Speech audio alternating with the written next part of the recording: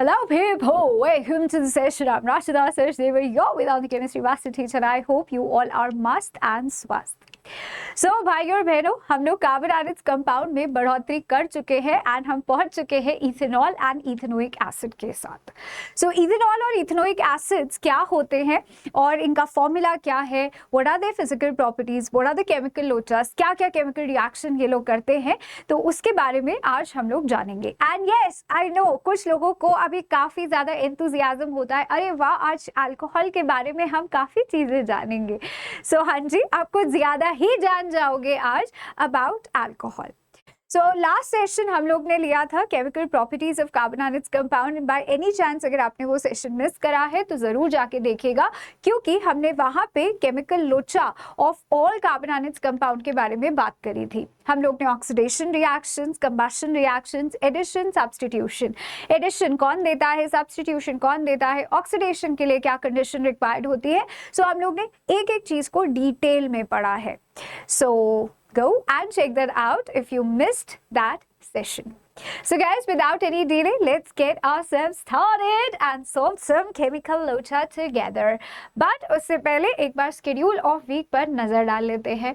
So on Monday we have completed most repeated topics of chemistry. यहाँ पे मैंने part 1 लिया है, एक और part आना बाकी है which is part 2. So I've divided your chemistry का 4 chapters in 2 parts. ठीक है, हमने यहाँ पे कार्बन आयनिक कंपाउंड में मेटल्स एंड नॉन मेटल्स को लेके बात करी है, जहाँ पे I have picked sample papers और कैसे questions repeat हुए हैं. Moreover, language remains little different, लेकिन answers घूम फिर के एक जैसे ही आते हैं. So topics क्या क्या है चैप्टर के जो रिपीट होते हैं, that I've discussed in this session. So अगर आपको लगता है आपको ज़रूरत है इस चीज़ की, so ज़रूर देखिएगा.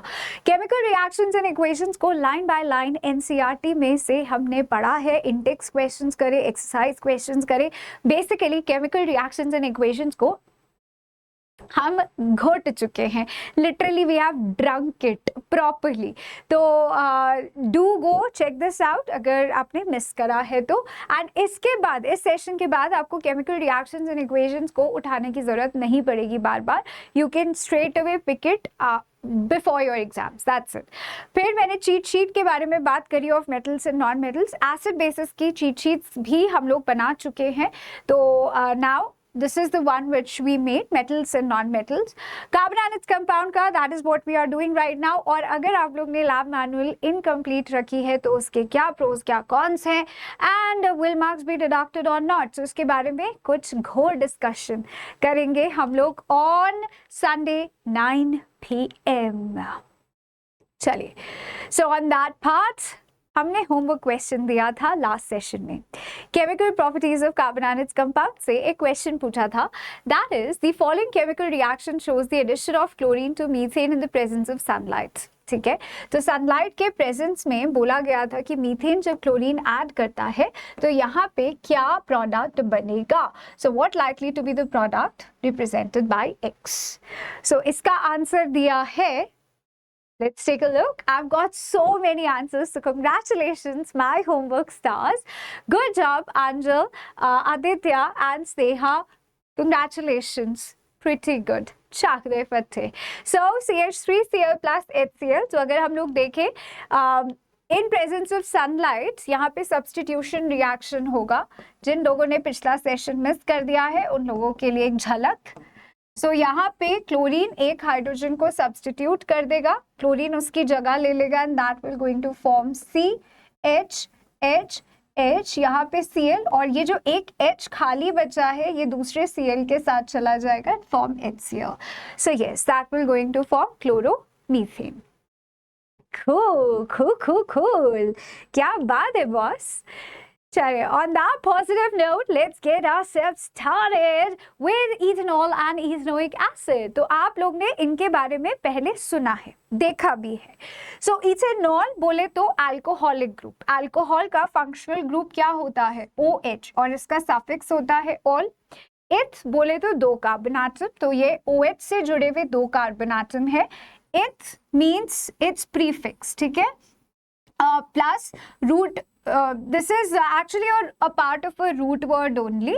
ठीक है, फिर आप लोग का आता है सफिक्स 1 प्लस सफिक्स 2, है ना। हम लोग ने इसके बारे में डिस्कस करा था कि how do we actually write the nomenclature. तो नॉमेनक्लेचर लिखने के लिए बेसिकली आपको जरूरत पड़ती है प्रीफिक्स की, रूट वर्ड की, सफिक्स 1 की और सफिक्स 2 की। सफिक्स 1 बोले तो इसे हम कहते हैं प्राइमरी सफिक्स एंड S2 का मतलब है secondary suffix. Primary suffix decide होता है बॉन्ड से, वेदर इट्स एन, इन और आइन, सिंगल बॉन्ड, डबल बॉन्ड और triple bond between carbon carbon. And suffix 2 decide होता है फंक्शनल ग्रुप से, कौन सा फंक्शनल ग्रुप है और उसका क्या सफिक्स है, या ये आप लोग लिखोगे as a secondary suffix. Root word आपका रहेगा whether it's eth, meth, prop और based upon number of carbon atoms, right. तो यहाँ पे इथ है क्योंकि 2 कार्बन है, सिंगल बॉन्ड है कार्बन कार्बन के बीच में तो an, and there is OH present so ethanol. अब एक रूल है IUPAC नॉमेनक्लेचर का कि सफिक्स 1 और सफिक्स 2 के बीच में जो पहले सफिक्स का वॉवल है हम उसे हटाएंगे, क्योंकि 2 वॉवल्स एक साथ नहीं आ सकते, AEIOU या वॉवल्स पढ़ के आते हैं, तो यहां से इस वॉवल को उड़ा देंगे, सो दैट बिकम्स इथेनॉल, ठीक है। CH3 CH2OH। और अगर मैं इसको कंडेंस फॉर्म में लिखूं तो कंडेंस फॉर्म मतलब छोटे फॉर्म में लिखे तो that will give you CH3 CH2OH और in fact C2H5OH, right. Ethanoic acid, आप लोग एसिड बेसिस एंड सॉल्ट्स के चैप्टर में इथेनोइक एसिड के बारे में पढ़ के आए हैं, which is also called as acetic acid और vinegar, common name acetic acid, vinegar, right. तो eth means 2 carbon. Oic acid बोले तो हम लोग कार्बोक्सिलिक एसिड या कार्बोक्सिलिक फंक्शनल ग्रुप की बात कर रहे हैं। नाउ कार्बोक्सिलिक फंक्शनल ग्रुप के पास खुद के पास कार्बन है, तो इसको हमने दिया नंबर 1 और दूसरा कार्बन लिया which is number 2। Ethanoic acid, इथ का मतलब 2 कार्बन, तो हमारे पास फंक्शनल ग्रुप में खुद का कार्बन है तो हम उसको जरूर काउंट करेंगे एंड उसको प्रायोरिटी देते हुए नंबर 1 कार्बन काउंट करते हैं, नंबर 1, नंबर 2। अभी कार्बन कार्बन के बीच में सिंगल बॉन्ड है तो एन आएगा, so eth for 2 carbon, an for carbon carbon single bond, and carboxylic group का जो सफिक्स होता है that is oic acid, right. तो अभी वापस से 2 वॉवल्स एक साथ आ गए, लेकिन हमारे सफिक्स 1 के वॉवल को कुर्बानी देनी पड़ती है, so that overall becomes ethanoic space acid. Oic और एसिड के बीच में स्पेस देना मांगता है boss, that's very very important, ठीक है। सो ओवरऑल आपने 2 कंपाउंड देखे हैं, one is ethanoic acid, other is ethanol which is C2H5OH, and इसे हम लिखते हैं इन शॉर्ट CH3COOH। क्लियर है boss? I hope that's clear. Now let's talk about ethanol. सबसे पहले अल्कोहल के बारे में बात करते हैं, इनकी फिजिकल प्रॉपर्टीज क्या है, इनकी केमिकल प्रॉपर्टीज क्या है। ऐसे ही हम लोग इथेनोइक एसिड के बारे में पढ़ेंगे, पहले उनकी फिजिकल प्रॉपर्टीज और फिर पढ़ेंगे उनकी केमिकल प्रॉपर्टीज। केमिकल प्रॉपर्टीज बोले तो कि वो कौन कौन से केमिकल रिएक्शन में पार्टिसिपेट करते हैं। So let's start. Let's begin.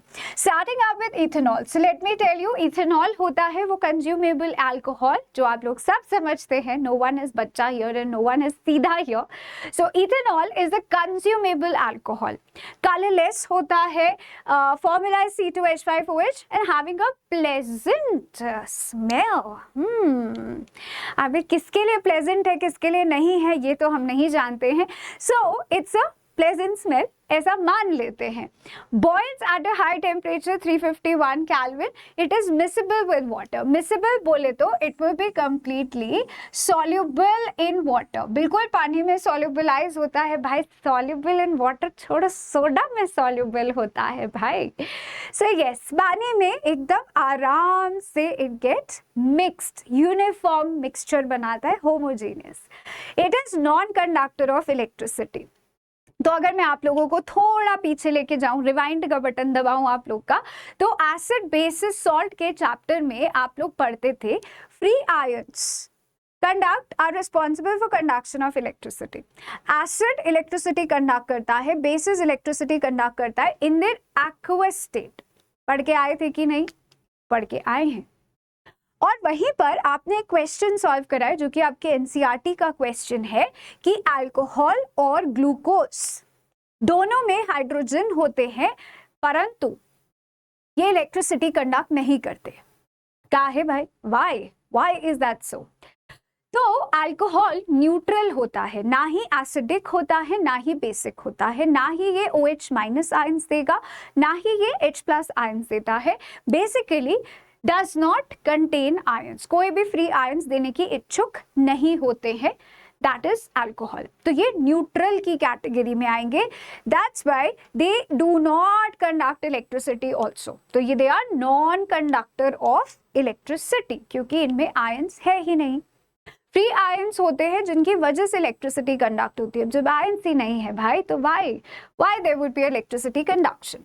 Now talking about again pH, as अभी मैंने आप लोग को बताया कि अल्कोहल न्यूट्रल होते हैं।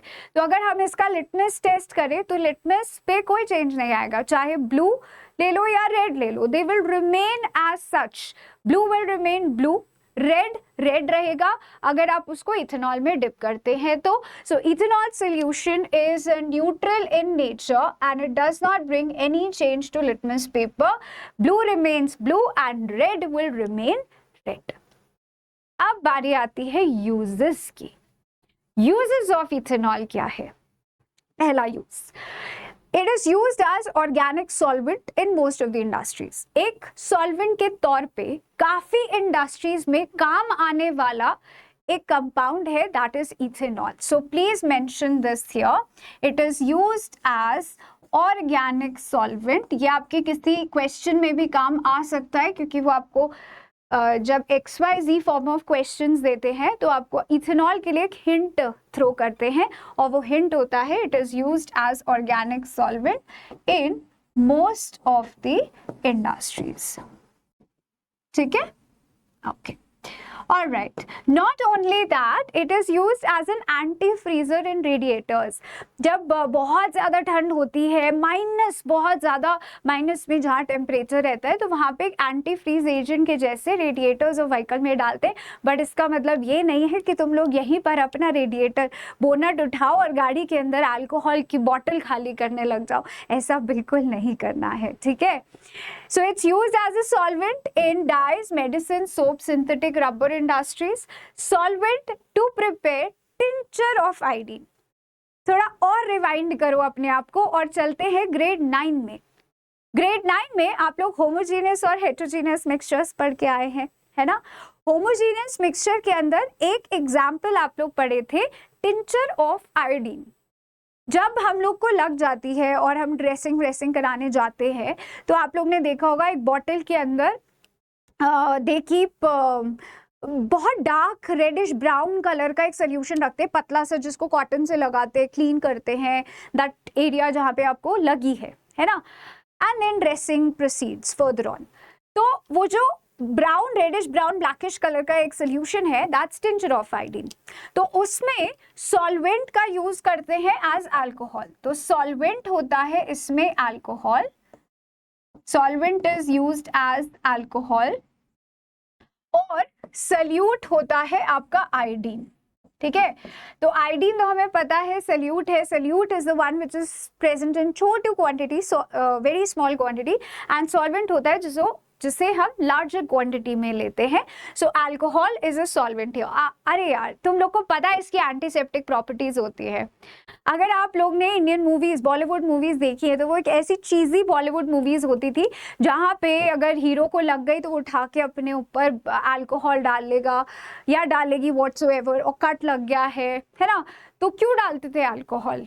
तो तुम लोग को मूवीज में ये बात बता दी गई है कि बॉस अल्कोहल के पास एंटीसेप्टिक प्रॉपर्टीज होती हैं। So yes, it is used as one of the solvent in tincture of iodine. It's a homogeneous mixture का example. Now, the major point is, does alcohol affects human being? Oh yes, it do affects human being. तुम लोगों ने I don't know if you have seen such things or not. तो ये जो sir पे रख के अंकल नाचते हैं शादियों में, या वो जो उनके पास एनर्जी आती है, कुछ समझ नहीं आता है, बैलेंस बॉडी का बिगड़ जाता है, पूरा अक्खा केमिकल लोचा बॉडी का बिगड़ जाता है। So that is because of alcohol. Alcohol आपके ब्रेन को हिट करता है एंड इट क्रिएट्स इम्बैलेंस आपके बोलने में, आपके चलने में, it creates a lot of imbalance, आपको समझ नहीं आते आप क्या कर रहे हो. So guys, this is not good for health and you should not consume it even though you get 18+. Yeah, that's what a tip from my side, advice from my side.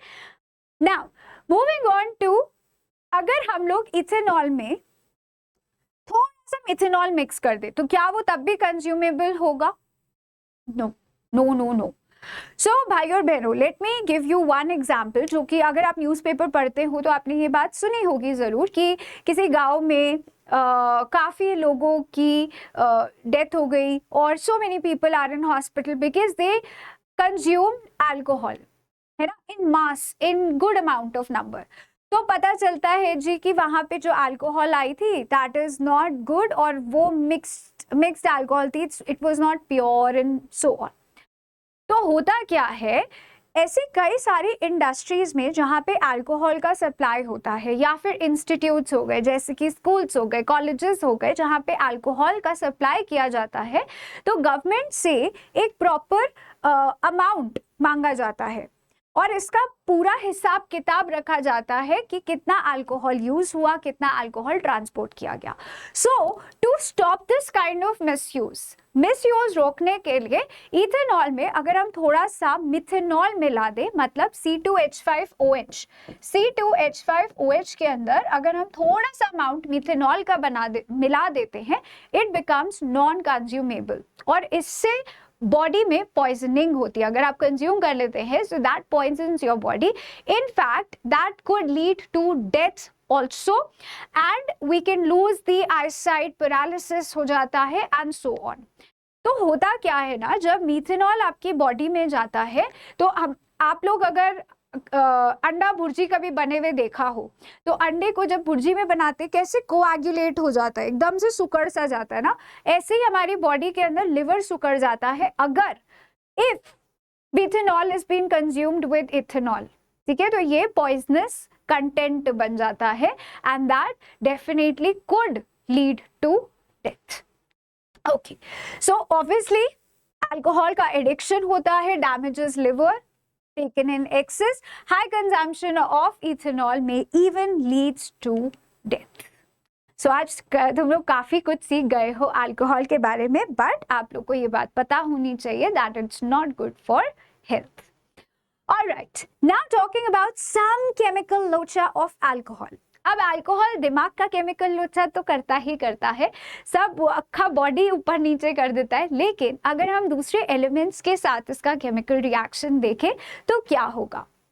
अगर हम रिएक्शन ऑफ अल्कोहल कराए with sodium metal, तो यहाँ पे sodium hydrogen को हटा के hydrogen gas evolve करेगा and it leads to the formation of sodium ethoxide. So भाई और बहनों, इसका नाम याद कर लो, it is called as sodium ethoxide. अगर मैं इसको खोल के लिखूं, so that gives you CH3 CH2 ONA. ठीक है, तो यहाँ पे ये Na जुड़ गया है, H निकल गया है in form of hydrogen gas. तो अगर आपसे पूछे कि इथेनॉल को अगर हम मेटल से रिएक्ट कराए तो क्या बनाएगा, that will form metal ethoxide. Sodium है तो सोडियम इथॉक्साइड, पोटेशियम है तो पोटेशियम इथॉक्साइड, और बाय प्रोडक्ट में क्या निकलेगा, pop sound gas which is hydrogen. Now next is dehydration, elimination reaction. ये एलिमिनेशन क्या है, अगर हम लोग इथेनॉल को हीट करते हैं इन presence of concentrated sulphuric acid, actually 170 degree Celsius होना चाहिए. अगर हमने कॉन्सेंट्रेटेड सल्फ्यूरिक एसिड डाला इन इथेनॉल, तो इथेनॉल क्या करता है, अपने पानी के मॉलिक्यूल्स छोड़ देता है. That means, in other words, concentrated sulphuric acid यहाँ पे डिहाइड्रेटिंग एजेंट के जैसे काम कर रहा है. डिहाइड्रेटिंग एजेंट बोले तो विच removes, dehydrating agent, I am just telling you about dehydrating agent. इसका मतलब होता है विच removes water molecules from compound, with in compound से वो पानी निकाल लेता है बाय ब्रेकिंग बॉन्ड. किसी को ब्रेकिंग बैड वाली फीलिंग आई है? सो ब्रेकिंग बॉन्ड, और ये यहाँ से पानी निकाल लेगा, जैसे कि यहाँ पे this is a structure of ethanol, CH3 CH2OH। ये H और OH पानी के तौर पे बाहर निकल जाएगा। HOH क्या होता है? H2O, पानी बाहर, और ये पानी बाहर निकालने का काम किससे कर रहा? Concentrated sulphuric acid. तो यहाँ पे कॉन्सेंट्रेटेड सल्फ्यूरिक एसिड कैसे काम कर रहा है? As a dehydrating agent. 1 mark का क्वेश्चन आता है आपके। नाउ अब बचा क्या? CH2 बट CH2 बचने पर एक कार्बन के पास सिर्फ 3 बॉन्ड बचते हैं, बट कार्बन की होती है टेट्रावैलेंसी। सो टेट्रावैलेंसी को कंप्लीट करने के लिए क्या करा? यहाँ पे डबल बॉन्ड लगा दिया है। तो इथेनॉल, इथाइलिन, इथाइलिन को हम क्या बोलते हैं? इथीन। इथाइलिन इसका कॉमन नाम है। तो इथीन क्रिएट हो जाएगा इथेनॉल से अगर ये डिहाइड्रेशन रिएक्शन करता है। डिहाइड्रेशन बोले तो removal of water, loss of water, that's dehydration. हमारी बॉडी डिहाइड्रेट होती है तो हम क्या कहते हैं? Oh I have lost so much of water, I am dehydrated, मुझे पानी पीना है ना? तो that's the same thing happening here. But आपको क्या ध्यान रखना है यहाँ पे? That it happens in ethanol in presence of concentrated sulphuric acid, और इथेनॉल किस में टर्न होता है? ईथीन में। समझ ला? क्लियर है boss? I hope all good, all sorted. चलिए अब बारी आती है एसिड की, इथेनोइक एसिड। इथेनोइक एसिड बोले तो CH3COOH, या फिर अगर हम इसके बॉन्ड ओपन करें तो CH3C डबल बॉन्ड OH। और अगर आप लोगों को ये लगता है कि हमें बार बार COH उधर ही लिखना है, तो ऐसा बिल्कुल नहीं है। आप लोगों के क्लियरेंस के लिए मैं इसको पहले लगा दूं, तो आप लोगों को ये क्लियर रहेगा कि बॉस हमेशा वैसे ही नहीं लिखता, ऐसे भी लिख सकते। ये भी इथेनोइक है, ये भी इथेनोइक है, ये भी इथेनोइक एसिड है, राइट? सो इथेनोइक एसिड पानी में डिसॉल्व होता है। विनेगर जो हम लोग घर में यूज करते हैं, या होटल से रेस्टोरेंट वाले जो ethanoic acid, that is acetic acid vinegar use करते हैं, वो डाइल्यूटेड फॉर्म होता है। आपको क्या लगता है? ये आपको प्योर विनेगर देते हैं?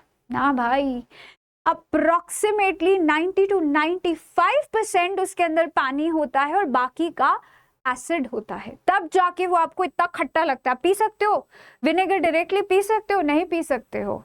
सिंपल जो चाउमीन, मंचूरियन, फ्राइड राइस में खाते हो चट चट करके, वो आप डायरेक्टली कंज्यूम नहीं कर सकते हो, जबकि वो कितना डाइल्यूट होता है। So it is dissolved into water very easily. Alcohol में भी इथेनोइक एसिड डिसॉल्व होता है और ईथर में भी। Fine. Now moving on to why it is called glacial acetic acid. यहां से क्वेश्चन आता है कि हम एसिटिक एसिड को ग्लेशियल एसिटिक एसिड क्यों कहते हैं? ग्लेशियल मतलब ग्लेशियर, आइसबर्ग जैसा फीलिंग दे रहा है। तो ऐसा ही समझो कि जब एसिटिक एसिड को हम कूल करते हैं, फ्रीज करते हैं, so it looks like a glacier. इसीलिए प्योर एसिटिक एसिड की बात कर रही हूँ, मिक्स्ड वालों की नहीं। It is only for pure acetic acid. तो प्योर एसिटिक एसिड जब हम विंटर्स में देखते हैं, it becomes so cold and freezes to form and look like a glacier, so we call it as glacial acetic acid. Clear है boss? Okay. Now What are the chemical lochas of ethanoic acid? देखो uses आप लोग को पता है, used as a preservative। हम लोग preservative के जैसे इथेनोइक एसिड को यूज करते हैं। इनफैक्ट कई लोग विनेगर को पिकल्स वगैरह बनाने के भी काम में लेते हैं। नाउ अगर हम लोग इसके रिएक्शंस देखें, केमिकल लोचा देखें, तो ethanoic acid gives esterification reaction. ये बहुत इंपॉर्टेंट है। What is esterification reaction? Directly आता है पेपर में। एस्टेरिफिकेशन रिएक्शन बोले तो एस्टर का फॉर्मेशन। अब ये एस्टर क्या है? एस्टर ऐसा फ्रूटी स्मेलिंग प्रोडक्ट है जो कि हम लोग बेकरी आइटम्स में यूज करते हैं। We use for making perfumes, जो फ्रूटी स्मेल के परफ्यूम्स वगैरह आते हैं, वहां पे हम लोग एस्टर का यूज करते हैं। और ये बनता किससे है? इथेनोइक एसिड और इथेनॉल को मिला के। आपने इथेनॉल को अलग से पढ़ा, इथेनोइक एसिड को अलग से पढ़ा। अब सोचो कि अगर इथेनॉल और इथेनोइक एसिड दोनों को मिला दिया जाए तो क्या होगा? So that results in presence of concentrated sulphuric acid. ये रिवर्सिबल रिएक्शन है. It gives you ethyl ethanoate जो कि एस्टर है. अगर मैं इस फॉर्मूला को ओपन करूं, अच्छा इस रिएक्शन को लिखने का एक सिंपल तरीका बताती हूं मैं आप लोगों को, ठीक है.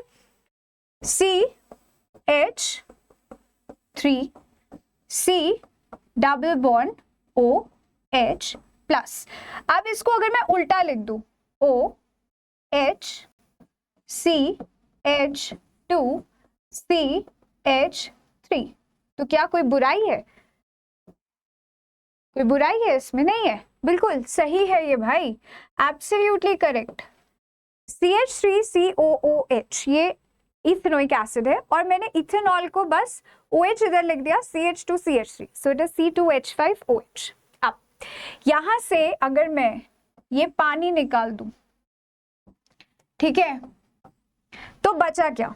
अगर मैंने यहां से पानी निकाल दिया तो जितना सब बचा कुचा है इसको जोड़ दो, जो भी बचा कुचा है इनको जोड़ दो, तो क्या निकला?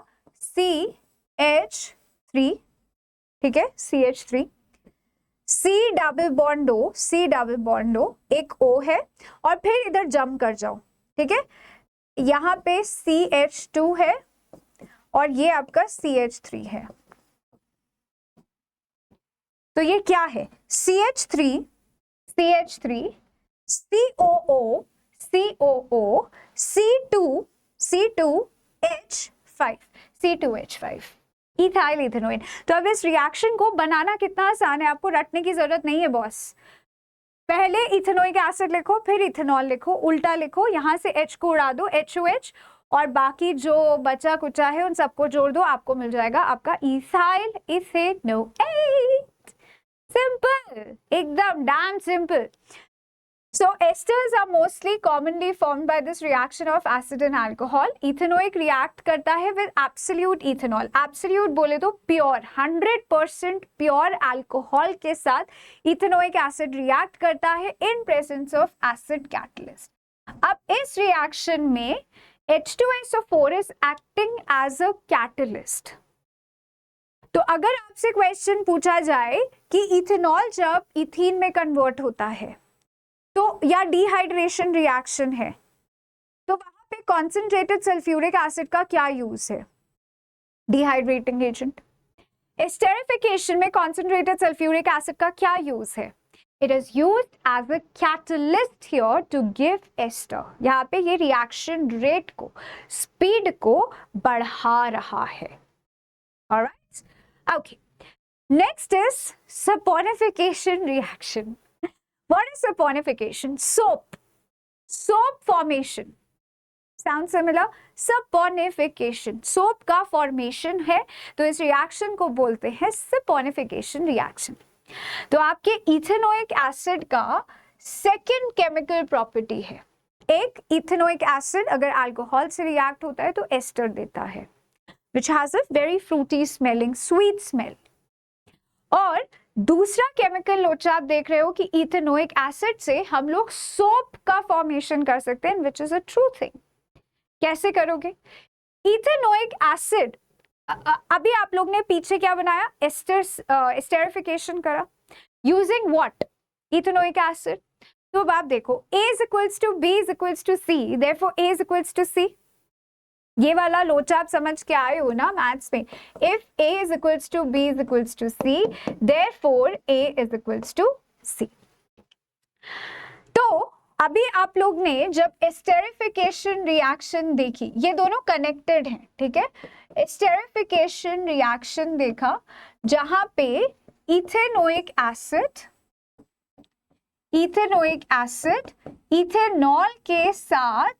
इथेनॉल के साथ रिएक्ट करके इथाइल इथेनोएट आपको देकर आया था इन presence of concentrated H2SO4. This is your A, this is your B, this is your C. ठीक है, तो A is equals to B is equals to C, therefore C is equals to A. Now thing here is कि ethanoic acid ने ethyl ethanoate बनाया, ethyl ethanoate ने वापस NaOH के साथ रिएक्ट करके आपको दोबारा से रिएक्टेंट दे दिया अल्कोहल समेत, right. So now reaction start कहां से हुई? इथेनोइक एसिड से। तो हम ये केमिकल लोचा किसका मानेंगे? इथेनोइक एसिड का, क्योंकि इथेनोइक एसिड ने इथाइल इथेनोएट एस्टर बनाया था और एस्टरिफिकेशन रिएक्शन होने के बाद जो एस्टर बना है वो NaOH अल्कली के साथ रिएक्ट करेंगे, हीट करेंगे, तो वो हमें देगा soap formation plus alcohol, that will give us alcohol along with soap formation. Now let me give you a more clear picture. During saponification reaction, ester group react करता है पानी के साथ, so it's hydrolysis of ester. ester जो भी react कर रहा है that is reacting with water. So आप जो CH3 COO C2H5 देख के आए हो, actually ये पानी के साथ है। हाइड्रोलिसिस ऑफ एस्टर, हाइड्रोलिसिस बोले तो एडिशन ऑफ वाटर, पानी के साथ रिएक्ट करा है और फिर हमने इसको बेस के साथ रिएक्ट कराया है, and base mostly NaOH to form carboxylate ion, carboxylate ion and alcohol. Carboxylate ion कैसे बना? CH3COO minus Na+। तो ये क्या है? It is actually a carboxylate ion of carboxylic acid. ये कहां से आया? कार्बोक्सिलिक एसिड का कार्बोक्सिलेट आयन चलता हुआ आ रहा है पीछे से, एस्टेरिफिकेशन रिएक्शन से, ठीक है। So the carboxylate ion is converted to carboxylic acid. That's your saponification reaction. So saponification reaction esterification के बाद होती है। पहले esterification हुई, एस्टर बना, एस्टर को यूज करके हमने सोप का फॉर्मेशन करा, and that reaction is called as saponification reaction. Now next chemical लोचा of ethanoic acid, क्योंकि ये खुद एसिड है तो बॉस ये बेस के साथ रिएक्ट नहीं करेगा, बिल्कुल करेगा भाई, ये दोस्ती ही अलग है, ये दोस्ती हम नहीं छोड़ेंगे। तो ये हो रहा है न्यूट्रलाइजेशन रिएक्शन, एसिड बेस के साथ रिएक्ट कर रहा है CH3CONa, that is sodium methoxide plus water, या तो यहाँ पे आपका एसिड है बेस के साथ, ये चाहे NaOH हो KOH हो, ये रिएक्ट कर सकता है, that gives you further product plus water, neutralization reaction, salt plus water. Now, moving on to reaction of ethanoic acid with carbonates and bicarbonates. तो भाई और बहनों, अगर HCl होता या H2SO4 होता तो वो कार्बोनेट्स या बाइकार्बोनेट सॉल्ट्स के साथ रिएक्ट करता? बिल्कुल करता, क्योंकि बाइकार्बोनेट्स, मेटल बाइकार्बोनेट्स या मेटल कार्बोनेट्स बेसिक नेचर रखते हैं। तो क्योंकि ये बेसिक नेचर रखते हैं तो ये इथेनोइक एसिड के साथ भी रिएक्ट होंगे। तो आप लोग पढ़ के आए हैं, एसिड अगर मेटल कार्बोनेट या मेटल बाइकार्बोनेट के साथ रिएक्ट करेगा तो वो आपको देगा salt, carbon dioxide plus water देगा। तो यहाँ पे क्या है? Acid is ethanoic acid, carbonate या bicarbonate, salt is CH3CONa, water and carbon dioxide. तो ये general reaction to the core follow कर रहा है। I hope that is clear to all of you. So this was your last chemical locha of ethanoic acid. So एक बार दोबारा से देख लेना all the chemical properties and physical properties of ethanol and ethanoic acid and then solve this question. Between ethanol and ethanoic acid किसका pH कम है? किसका pH कम होगा? So boss आप लोग बहुत समझदार हो, आपने एसिड बेसिस एंड सॉल्ट्स पढ़ा है तो आप ये वाला क्वेश्चन भी एकदम स्मूथली कर लेंगे। I am pretty much sure. So if you like the session genuinely और आपने कुछ सीखा है तो do press the like button and subscribe this channel, share it with your friends क्योंकि पढ़ाई बांटने से बढ़ती है। So that was it from my side, guys. This is me, Rajita Sachdeva, signing off. Thank you. Take care. Stay safe. Stay happy always. फिर मिलेंगे चलते चलते. Bye. Take care.